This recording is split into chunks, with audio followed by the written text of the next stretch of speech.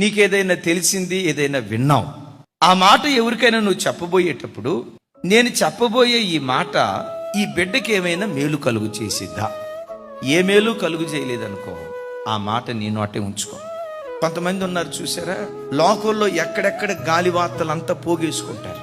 ప్రపంచంలో ఎవరేంటి, ఏ పాస్టర్ గారు ఏంటి, ఏ సిస్టర్ ఏంటి, ఏ బ్రదర్ ఏంటి, వాళ్ళని అడిగితే, గూగుల్ని అడిగితే కొన్నిసార్లు గూగుల్ బఫరింగ్ ఇస్తుంది.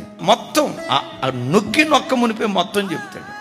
బైబిల్లో నక్కను గూర్చి ఏమని రాసి ఉంటుందంటే, అది గాలి చేత తన కడుపు నింపుకుంటుందంట. ప్రభు బిడ్డలుగా మనం గాలి వార్తలు మాట్లాడకూడదు, గాలి వార్తలు వినకూడదు.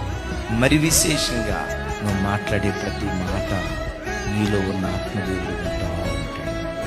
ఆయన దుఃఖపడకుండా ఆయనను సంతోషపరిచే వారిగా దేవుని సన్నిధిలో మనం జీవించుదుం గాక.